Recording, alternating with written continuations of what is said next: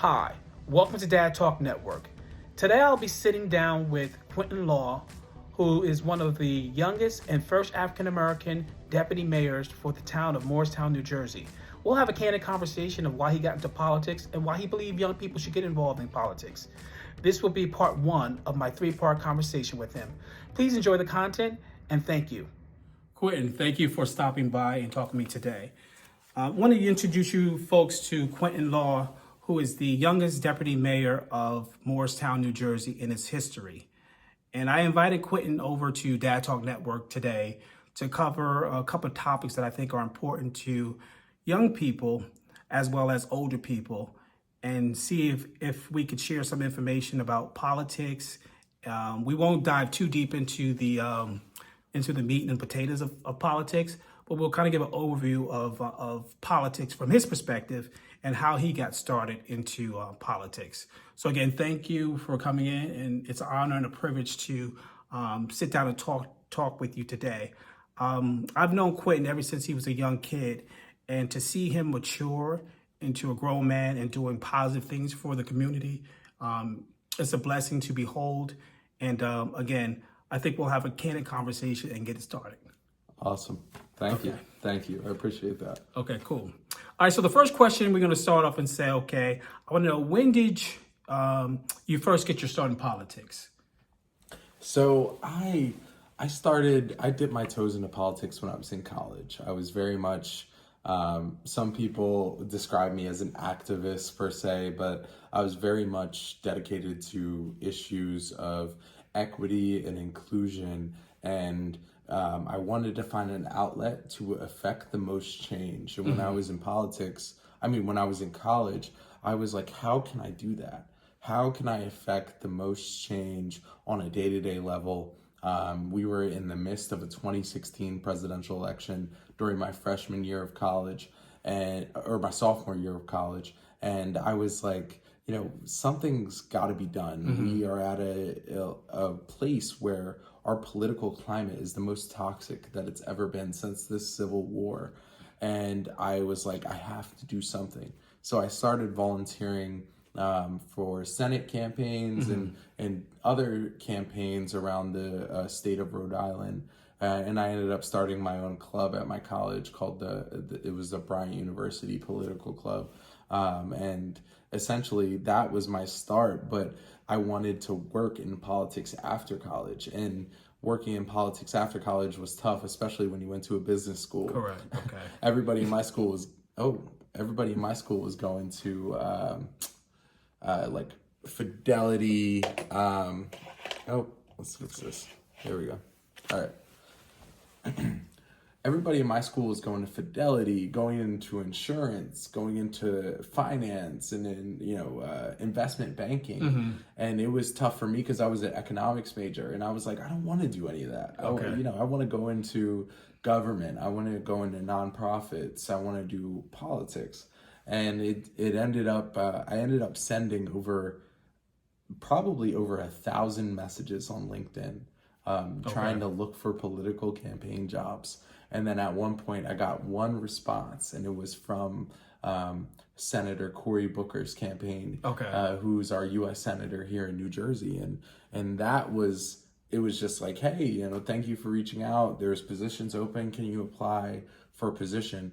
I went and applied. I got an interview, and 3 days after graduation, I ended up packing my bags and moving to New Hampshire to work on the 2020 presidential campaign for Senator Cory Booker. Okay. So that was my start, and the rest is history. I mean, I found love in organizing. I found love in just like service to the community. Okay, good.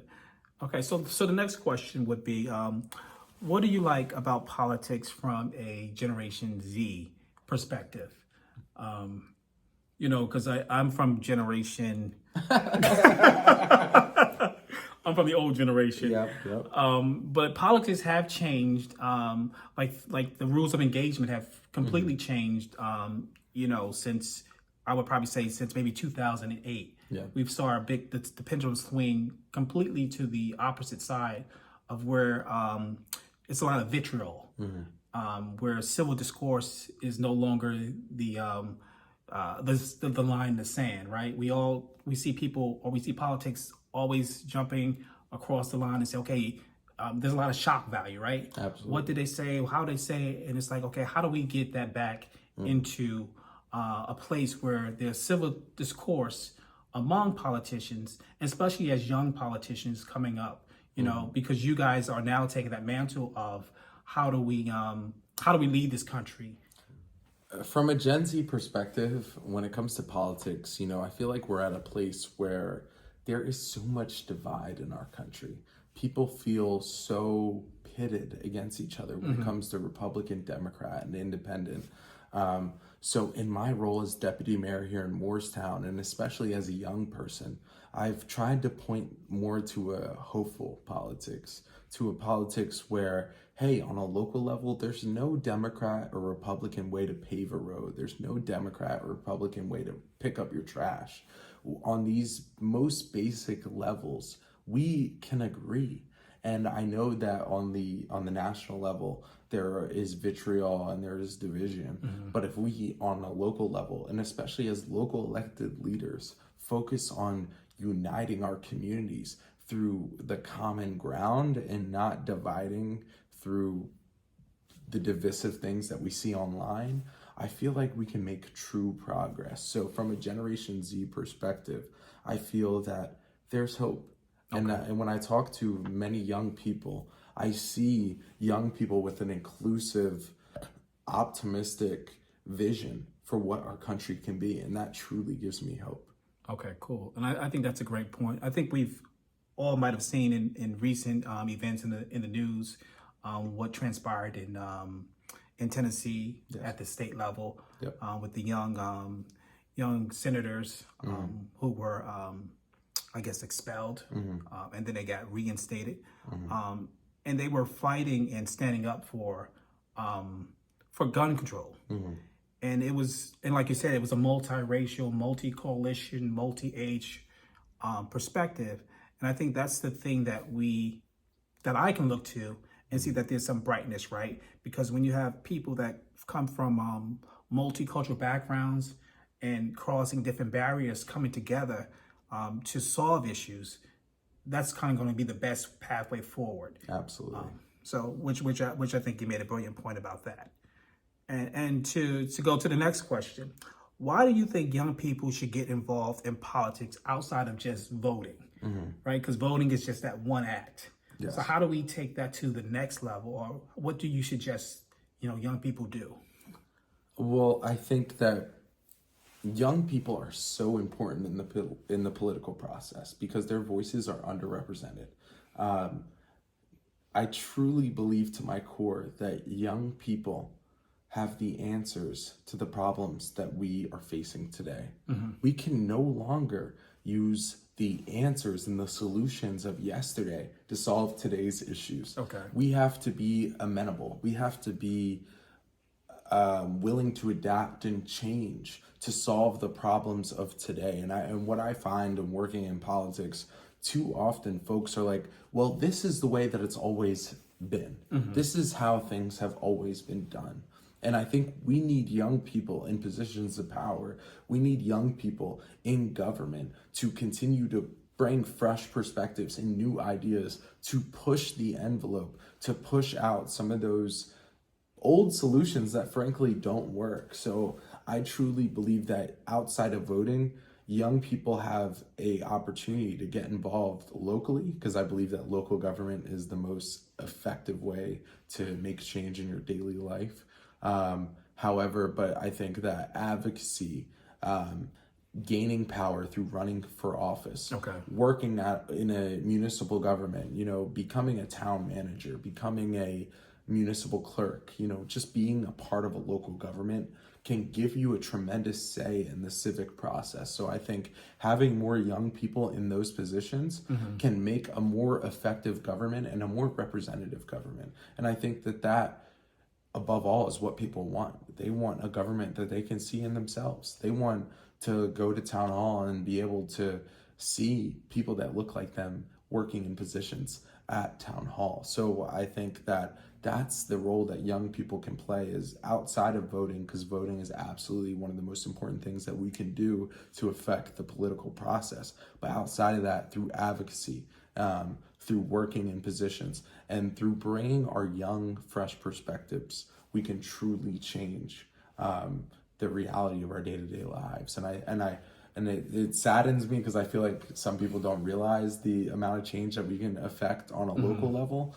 But I am hopeful, because as social media continues to become more and more popular, I think that younger people are realizing, holy cow, like my city council makes decisions that are huge in my day-to-day life. Maybe I should start paying more attention to the city council meetings.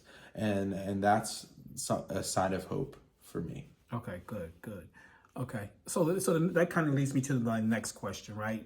So what are some of the obstacles that you had to overcome, right? So sometimes within your own party, right, your own political party, right, how do you change those mindsets? How do you bring people in, or how do you open that closed fist of conversation, or have those difficult conversations where, like you said, they said, okay, this is the way we've always done it. It's chewed and tried, right?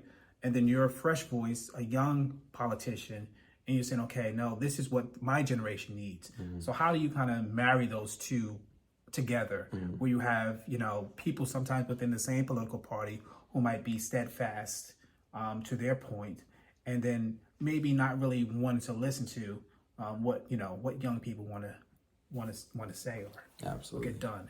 Well, the first thing I'll say is that when I ran for town council, I ran 2 elections in a row. My slogan for those 2 years was working for all of us. And that's truly because I believe in the concept of, it doesn't matter if you're Democrat, Republican, or independent. When you're an elected official serving in that role, you represent your entire community, those who voted for you and those who didn't. So I tried to highlight that it's like, hey, even if you didn't vote for me, I knew you voted for me, but even if you didn't vote for me, I will show up at the table for you. I will listen to your issues because I want to represent them properly. So I believe that, working for all of us is a steadfast core belief in my political activism, but also my political career. It's just been bringing everyone to the table. But as far as obstacles and challenges that I've overcame, I will say there has literally been no one like me sitting in the position that I am in today. We live in a community in Moorestown, New Jersey, that was founded in 1622. Our community is over 340 years old. Okay. I was appointed to town council in 2021 at age 23. I was the first Black person and the youngest youngest person to ever be on our community's town council in 340 years. That itself was a major obstacle for me because there were so many people that I talked to, so many people that I spoke with that are like, you're 23 years old. Why are you running for town council? Don't you have like a college party that you could go to or something? Oh, what have you done? There's people that I grew up having sleepovers at their house, posting online like, oh, what has this guy done with his life? And I'm like, listen, at that time, I worked in the U.S. Senate. I have seen politics at the local, state, and federal levels. In truth, at the time, I probably had more federal government experience than most people that served on town council in Moorestown history. But that didn't matter. It was because I was a young Black candidate. That they've never seen anything like that before. So for a lot of people, it's like, well, this person not only has to tell me why they're running, but they have to prove that they're capable, they're knowledgeable, and that they're not going to let anything trip them up. Okay. And I think that for me, that was a huge lesson because I think most young elected officials, they want to get into politics, they want to make a change right away. I really wanted to change the world in a month. I thought I was going to make Moorestown a whole new community for the better in a matter of months. But what I needed to learn was patience and persistence because government moves slow.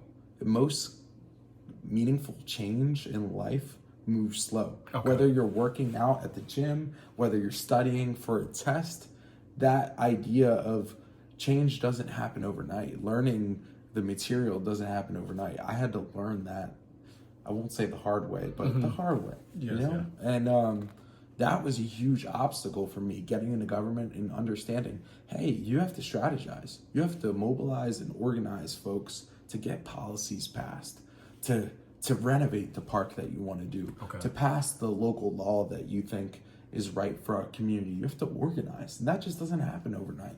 So learning that and learning, okay, if I want to get something done, let me sit down and put together a plan to make this happen. That was an eye-opener for me, and that was an obstacle beyond the fact of me being the youngest person by almost 30 years in every room that I'm in. Those have been the obstacles for me. Thank you for watching, and stay tuned for part 2 of our conversation in the coming days.